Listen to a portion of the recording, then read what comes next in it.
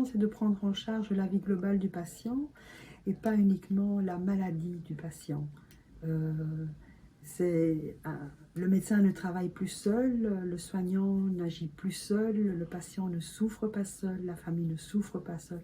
Nous sommes une équipe et voilà, nous avançons ensemble voilà, pour que la fin de vie se passe le mieux possible. Hier bij ons in de palliatieve zorgen eigenlijk leggen wij de focus op het bijstaan van de patiënt als ook van de familie. Dus eigenlijk de tijd dat hen nog resteert om het zo kwalitatief mogelijk te maken. En wij doen dat hier allemaal met ons hele hart.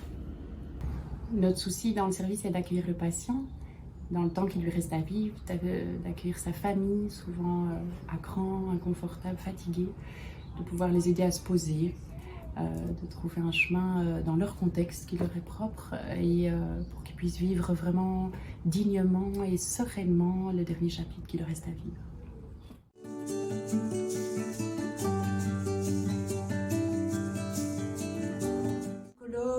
Bon, c'est une présence, enfin, je peux faire multiples choses, mais je dirais que bon, c'est être auprès des patients, de les écouter, mais aussi être là. Et c'est découvrir le sens de la présence physique, d'une attention, voire de gestes, tenir la main ou mettre la main derrière l'épaule. Être attentive aussi aux petits gestes du quotidien, ça je suis très sensible. Vérifier que le GSM est bien chargé, mettre de l'eau dans un verre. Tous ces petits gestes qui font que le patient peut se sentir rassuré et nous faire confiance. Et puis une grande partie de mon travail, c'est aussi vraiment l'accompagnement des familles. C'est très important d'être là parce que les familles ont souvent accompagné depuis longtemps dans tout le décours de la maladie leurs proches.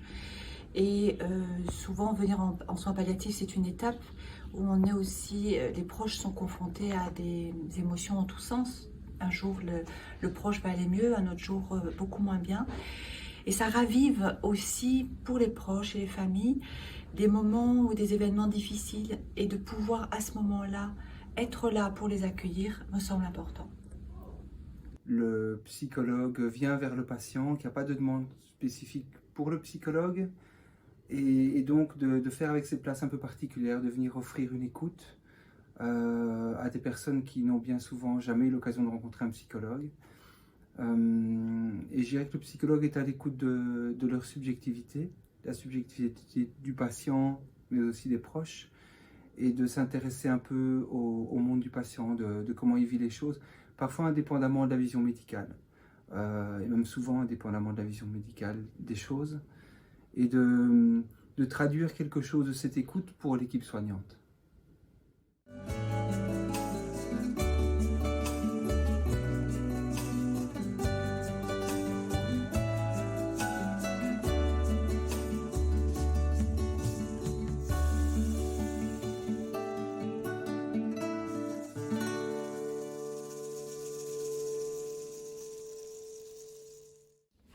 Voilà, donc j'utilise des huiles neutres dans lesquelles je mets une synergie d'huile essentielle que je fais d'abord respirer au patient pour savoir si l'odeur effectivement lui convient, s'il y trouve quelque chose qui lui fait du bien.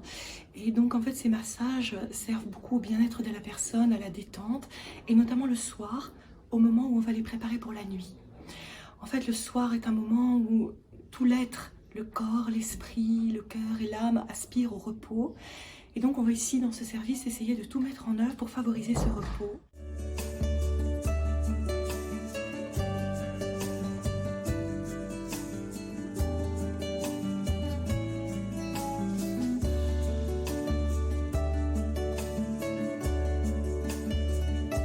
Ik heb een beetje overal gewerkt, eerst in België en dan vooral in Afrika met Artsen op de Grenzen en het Tropisch Instituut.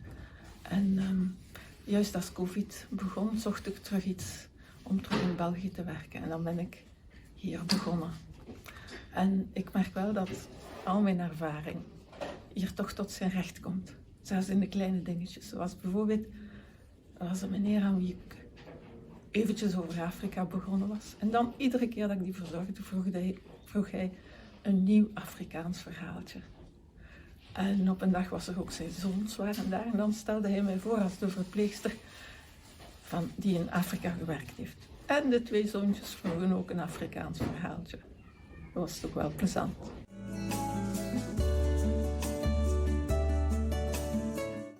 Ma fonction consiste à repérer et prendre en charge les patients palliatifs des unités non palliatives dans le but d'améliorer leur confort ou d'évaluer la nécessité d'un transfert en unité de soins palliatifs.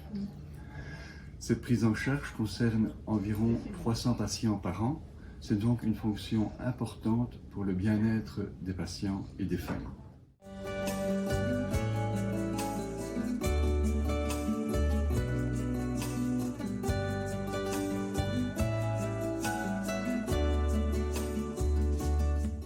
Wat we hier op de palliatieve eenheid doen, ik denk eigenlijk dat we het kunnen samenvatten en stellen dat we ziekte en levenseinde proberen integreren vanuit een breder existentieel perspectief.